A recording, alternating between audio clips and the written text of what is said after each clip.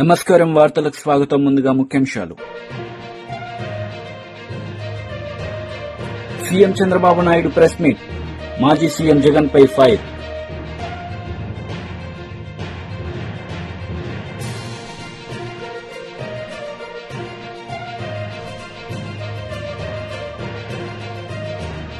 మాజీ మంత్రి Harish Rao press meet. CM Revanth రెడ్డిపై ఫైర్. ముఖ్యమంత్రి నారా చంద్రబాబు నాయుడు మీడియా సమావేశం నిర్వహించారు. ఈ సందర్భంగా మాజీ ముఖ్యమంత్రి జగన్ పై ఆయన మండిపడ్డారు. తెలియదు కరుడుగట్టిన నేరస్తులు ఏ విధంగా అసత్యాన్ని నమ్మించడానికి ప్రయత్నం చేస్తారో అదే చేస్తున్నారు. నేను ఆంధ్రప్రదేశ్లో ఉండే భక్తులందరినీ ఒక సామాన్య భక్తుడుగా అపీల్ చేస్తున్నాను. రిపోర్ట్స్ అన్నీ మీ రోజుల్లో ఉంటాయి. దేవుని యొక్క పవిత్రత మనం కాపాడుకోవడం మనందరి బాధ్యత. ఫండమెంటల్గా ప్రతి ఒక్కరు విశ్వాసం ఉండే ప్రతి ఒక్కరు దేవుణ్ణి దర్శనం చేసుకోవడమే కాదు, దేవునికి అపచారం జరిగినప్పుడు, అపవిత్రం జరిగినప్పుడు ఎవరైనా సరే ముక్త కంఠంతో ఖండించాల్సిన బాధ్యత మన పైన ఉంది. తిరిగి ఇలాంటి చేయాలంటే ఎవరైనా భయపడే పరిస్థితి రావాలి. ఈరోజు అందుకనే మేము ముగ్గురం కూర్చున్నాం. ఇది ఇంతటితో వదిలిపెట్టే సమస్య లేదు. ఏదైతే అపవిత్రత జరిగిందో భగవంతుడే మాకు ఈ సంకల్పాన్ని ఇచ్చాడు. భగవంతుడు కూడా ఒక్కొక్కసారి ఆయనకు నచ్చిన విధానం ద్వారా, వ్యక్తుల ద్వారా ప్రజల్ని సమాయత్తం చేస్తారు. అందుకే మాకు బాధ్యత అప్పచెప్పారు. ఇది దేవుని కార్యక్రమం కింద తీసుకుంటున్నాం, పవిత్రమైన కార్యక్రమం తీసుకుంటున్నాం. ఆ రోజు నాకు ప్రాణభిక్ష పెట్టా అంటే ఆయనే పెట్టాడు. నిన్న ఇన్ని కోట్ల మంది భక్తులు ప్రాణాలు పోగొట్టకుండా కాపాడుకున్నారంటే కెమికల్స్ కలిపినటువంటి ప్రసాదం లడ్డూకు ఒక ప్రసక్తి ఉంది. వెంకటేశ్వర స్వామి ప్రసాదం ఎన్నో దేవాలయాల్లో ఎంతో మంది కూడా ప్రయత్నం చేశారు దీన్ని రిప్లికేట్ చేయాలని, ఎవ్వరూ చేయలేకపోయారు. అది వెంకటేశ్వర స్వామికి ఉండే ప్రత్యేకత. అది ఒక్క తిరుమలలో తయారు చేసిన లడ్డు ప్రసాదాలు అక్కడికే పరిమితం తప్ప ఎవ్వరు కూడా రిప్లికేట్ చేయలేరు. ఒకవేళ రెసిపీ తీసుకపోవచ్చు కానీ అందులో వచ్చే ఇది మాత్రం ఆ టేస్ట్ కానీ ఆ పవిత్రత కానీ ఎక్కడ రావు. ఈ విషయం గుర్తుపెట్టుకోవాల్సిన అవసరం ఉంది. కానీ ఈ 5 ఏళ్లలో మీరు చూస్తే లడ్డు తినాలంటే భక్తులు భయపడ్డారు. తిరుమలకు రావాలంటే భక్తులు సందేహించే పరిస్థితికి వచ్చారు. లేదు, అక్కడికి పోతే ఈ అపవిత్రత మేము భరించలేము, ఇవన్నీ చూస్తే మానసికంగా మేము ఏమాత్రం కూడా ఉపేక్షించలేము అనే పరిస్థితికి వచ్చారంటే ఎంత అపవిత్రత జరిగిందో మీరు ఒక్కసారి గుర్తుపెట్టుకోవాల్సిన అవసరం ఉంది. ఇన్ని కార్యక్రమాలు చేసి మళ్ళీ ఈరోజు ఎదురు దాడి చేసే పరిస్థితికి వస్తున్నారు. అంటే దీన్ని కూడా డైవర్ట్ చేయడానికి ఎప్పుడు కూడా నేరస్తులు చేసే పరిస్థితి ఏంటంటే ఒక ఇష్యూ వస్తుంది, దాన్ని డైవర్ట్ చేయాలి, దాన్ని డైవర్ట్ చేయడం, లేకపోతే ఏదో ఒక విధంగా దాన్ని స్తంభింపజేయడం. ఇది ఒక పద్ధతి ప్రకారం పెట్టుకొని చేస్తున్నారు. ఇది మంచి పద్ధతి కాదు. మళ్ళీ అపీల్ చేస్తున్నా రాష్ట్రంలో ఉండే ప్రజలందరినీ, మేము ఒక సాధారణ భక్తులుగా ప్రతి ఒక్కరికి తెలియజేసే బాధ్యత మాది. బాధ్యతలో ఉండే ప్రభుత్వంగా ఇలాంటి తిరిగి జరగకుండా పవిత్రతను కాపాడడానికి ఏ చర్యలు తీసుకోవాలని అన్ని చర్యలు తీసుకున్నాం, ఇంకా తీసుకుంటాం. అదే మరి దోషులను కూడా అన్ని విధాలా శిక్షించడానికి అన్ని చర్యలు తీసుకొని ముందుకు పోతాం. ఇది బ్రీఫ్గా.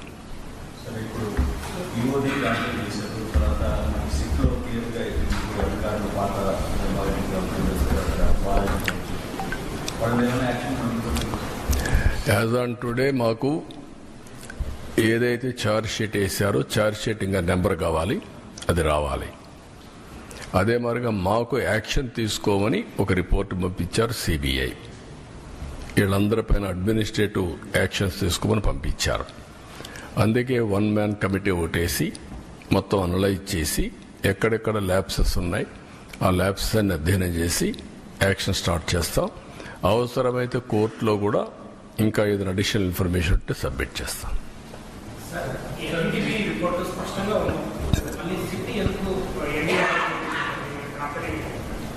ఏది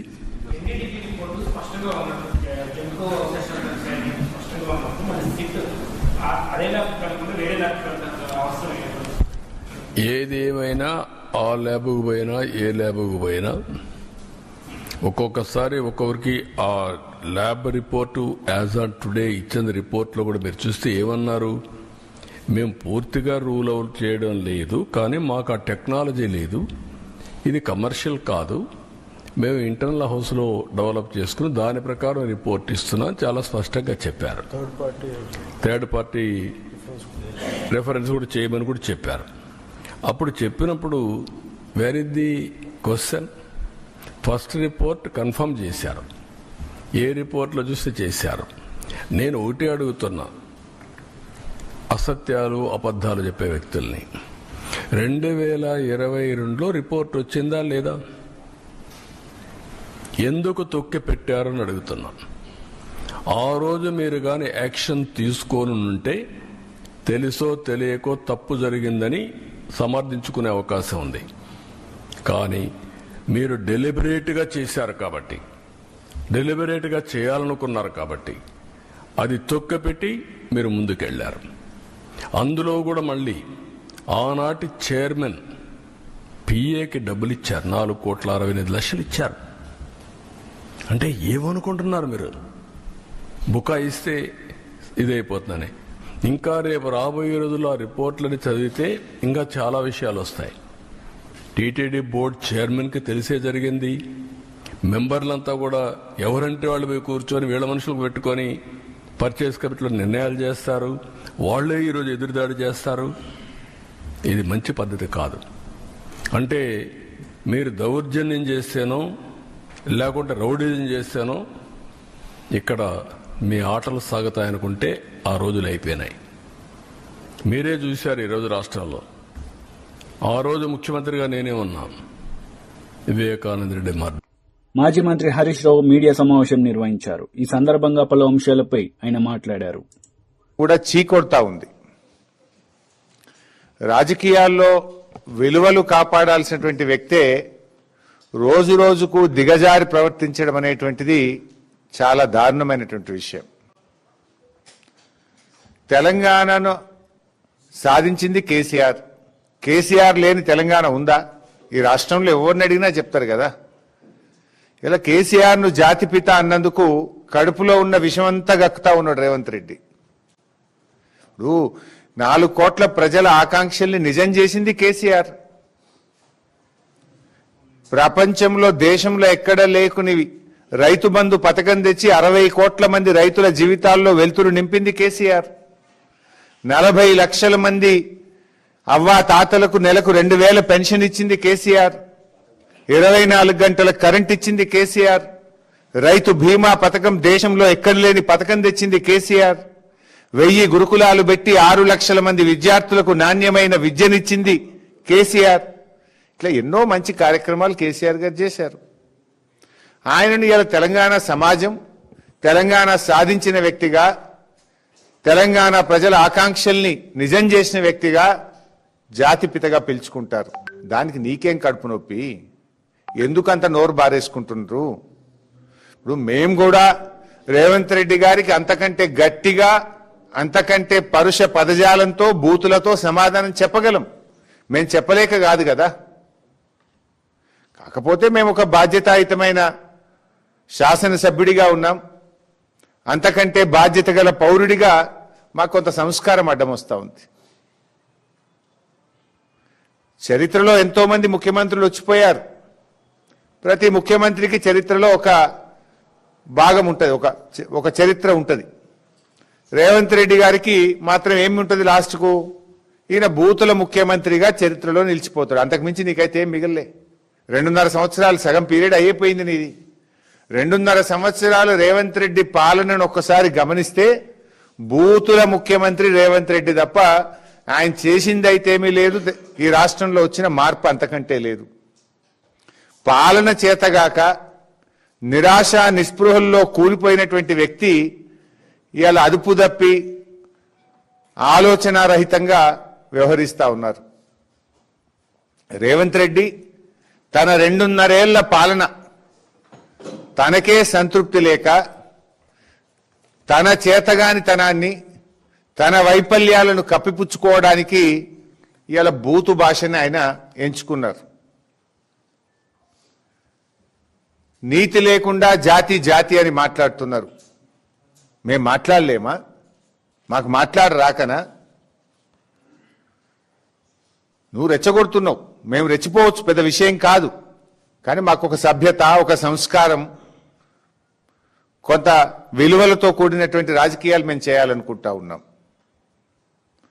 ముఖ్యంగా నేను ఈ సందర్భంగా తెలంగాణ మేధావులు మీరు స్పందించాల్సినటువంటి సమయం ఆసన్నమైంది.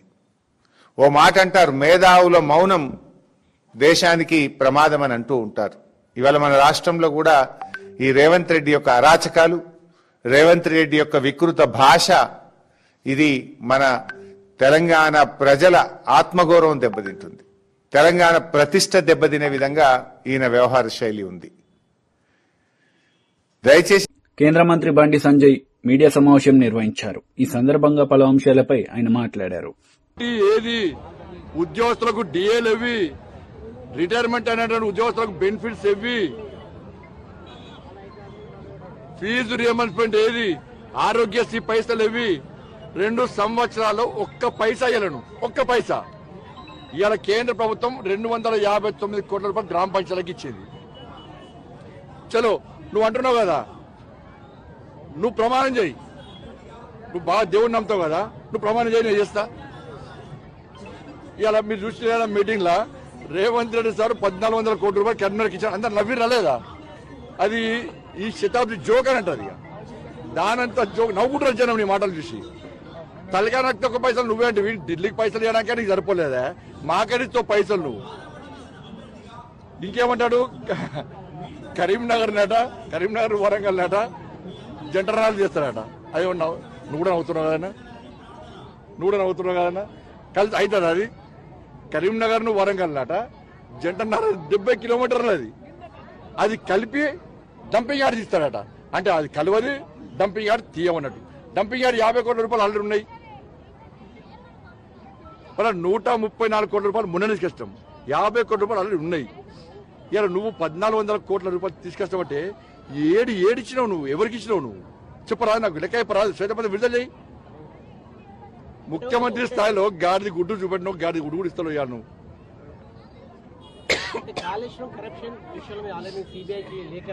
నేనేమంటున్నా అంటే, నీకు చేత కాదు, కేసీఆర్ ను అరెస్ట్ చేసే దమ్ము నాకు లేదు,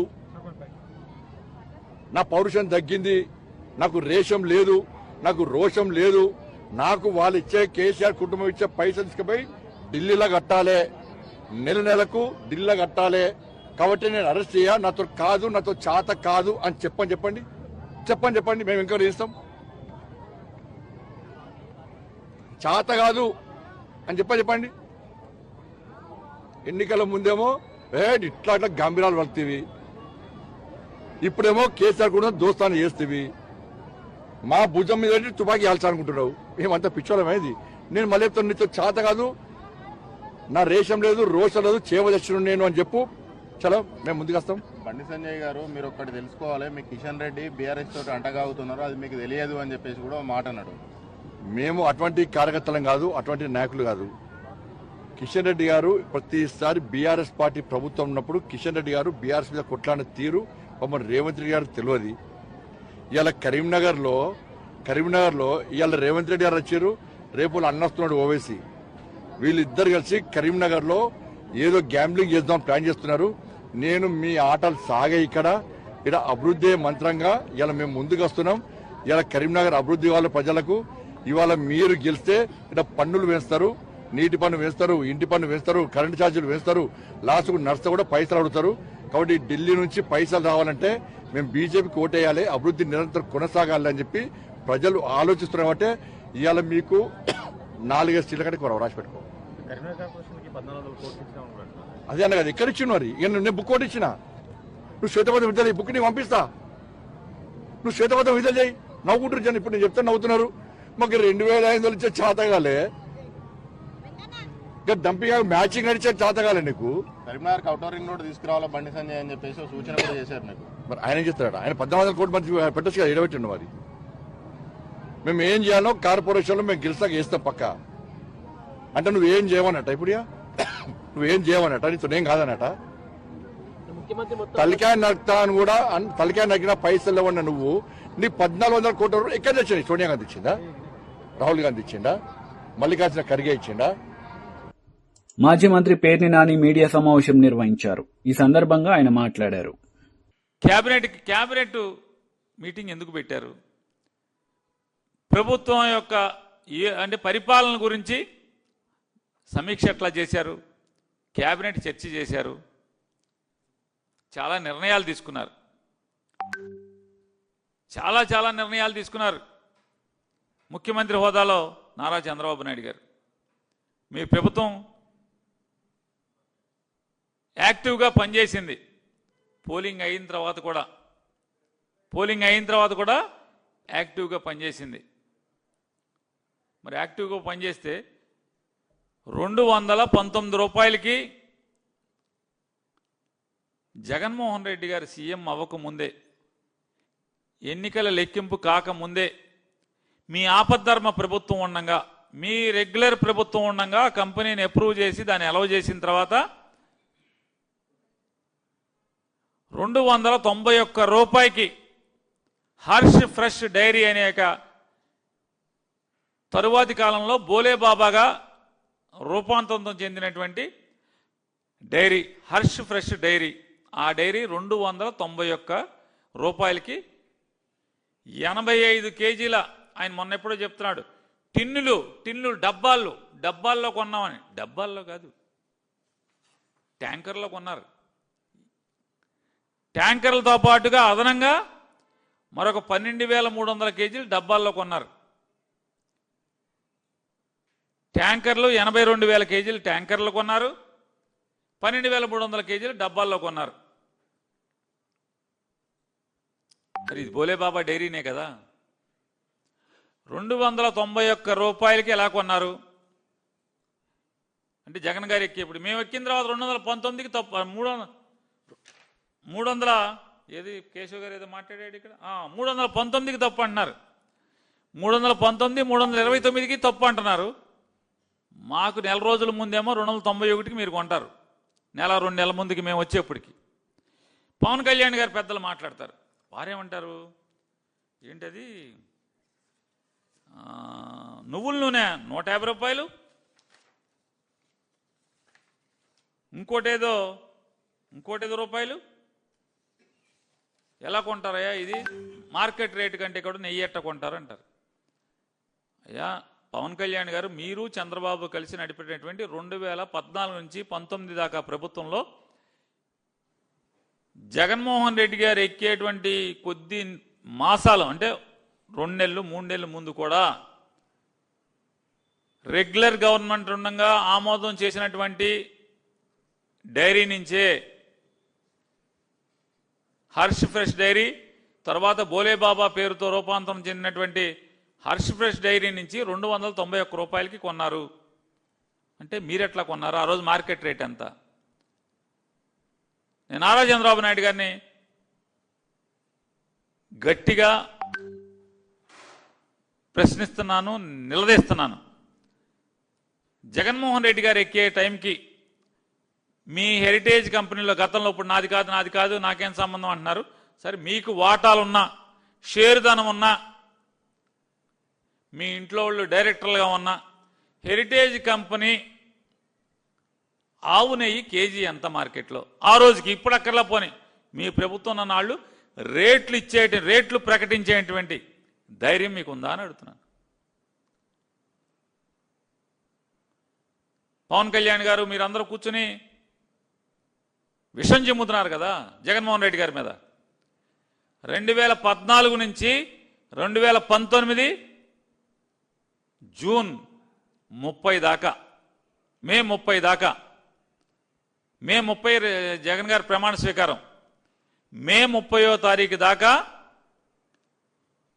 అమెరికా వ్యవసాయ ఉత్పత్తులపై సుంకాలు సున్నా చేసి మన దేశ రైతులను హింసిస్తారా అని వైఎస్ షర్మిలారెడ్డి మండిపడ్డారు. ఈ సందర్భంగా ఆమె మాట్లాడారు.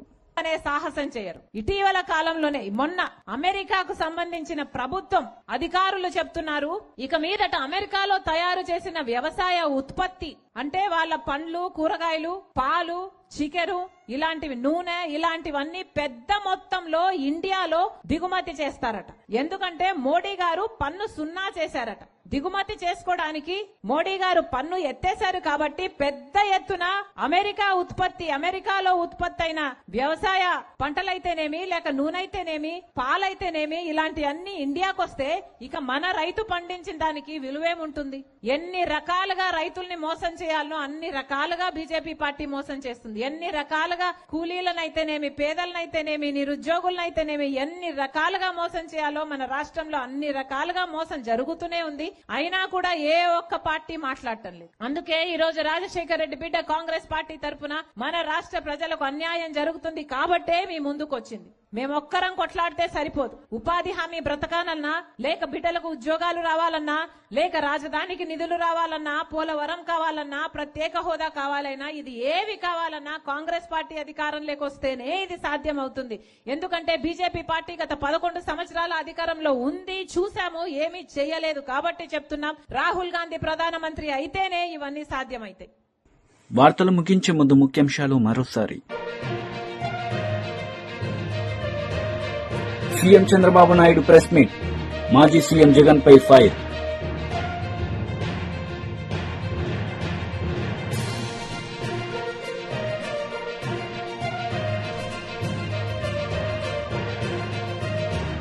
మాజీ మంత్రి Harish Rao press meet, CM Revanth రెడ్డిపై ఫైర్.